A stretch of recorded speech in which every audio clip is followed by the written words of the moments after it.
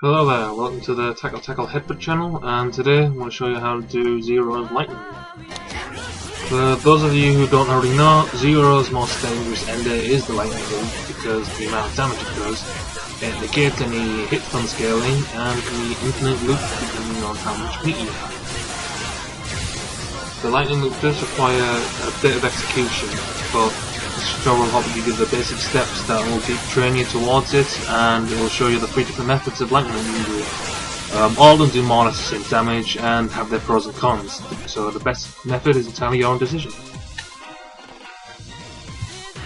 The tag and knee motion involves buffering your command input, jumping and then executing your move. In Marvel you do need this for a lot of air moves and commands such as fences, OGG grapple, Chris's gunshot. For Zero's case, you've got the tag and knee lightning. The command input is forward, down, down forward, forward, and then up forward, and then press L or medium or H. This is fairly easy once you get the hang of it, but the secret is the timing. Press it too early, you'll just get a normal Dragon Punch motion. Press it too late, you'll just get a super jump. Just learn to do it consistently and you should be okay.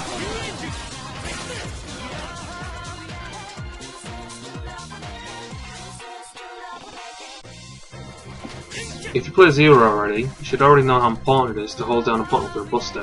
The longer you hold it, the stronger the buster will be, to level 3. Most people will always be holding down L, but you need to learn to change buttons if you want to do the lightning loop. My personal preference is to hold down H to charge, but you can use M as well. The best combo to learn I'd recommend is the Shapuga loop from Vanilla. Practice a combo and it'll give you a slight idea of how to hold down charge and how to use it in a combo.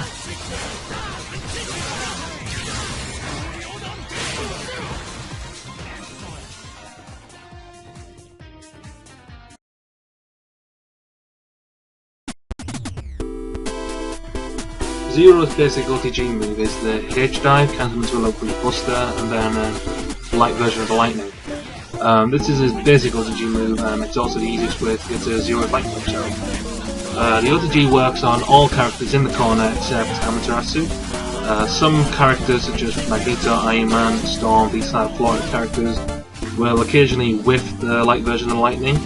If that's the case, just give yourself a bit of time before you do the H-dive and it will still hit. In Ami's case, you have to be a little bit more creative, so you have to find different ways to get into the lightning loop because it will just always win.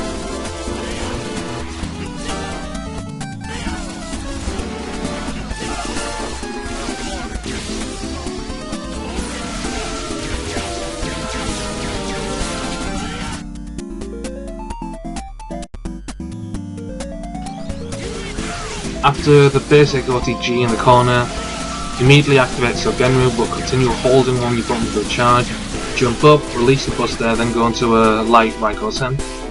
Immediately hold down another charge button during that process and then do a tag knee light version of the lightning and repeat this for about 5-6 times. Keep an eye on how much time left in the shadows, and when it gets low, jump up, release your buster, do a light version of lightning again, and if you still have means there, you can repeat. Or you can just end it with the UMG.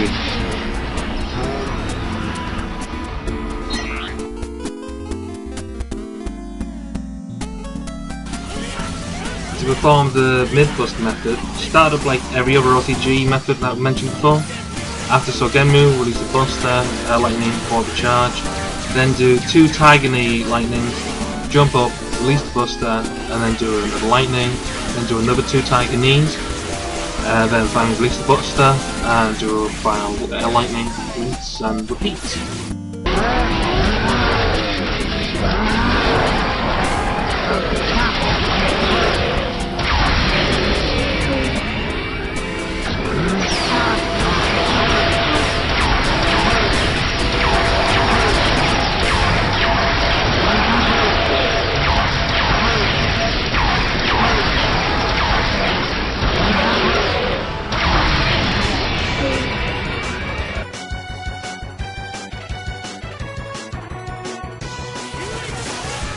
One of the newer ways to do a lightning loop is to have a tag knee cake lightning in between. The concept is more or less the same as the last method, but you switch charge buttons halfway in between. What you do is You're targeting his lightning, block for a little bit, release the buster, and do it again.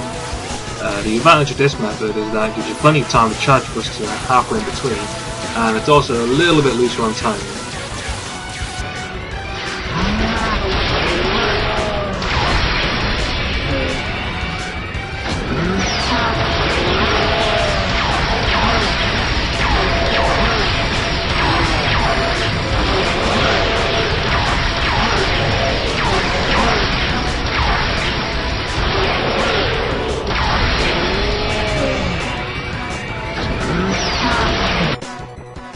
One of the best tips I can give you to perform the lightning loop is to don't rush the timing. The loop is very simple to execute. Once you break it down and you take the time with the loops, there's plenty of time to execute the loop, so don't feel pressured in just smashing the target motion all the time. Time your targeting motions accordingly. There's a rhythm to each loop, and it becomes clearer once you do it, so I couldn't advise just to get practicing and just get used to the rhythm. Don't do it too fast, otherwise your opponent will just randomly drop out.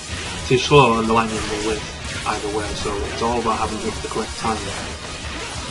When you're doing for practice, you basically need to learn up to 2 reps of the lightning loop. You rarely need to do a second one already, and that's because it always does so much damage.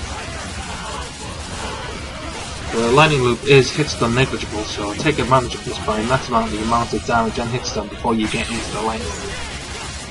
Finally, don't worry about finishing the loop. The setup and 2 reps is enough to do more damage than a standard recoil ender, so anything after that is bonus damage than what you'd normally end with. This concludes the lightning loop tutorial. Thank you for watching. If you liked this, please like this video, and if you want to, please don't forget to subscribe. Thanks a lot.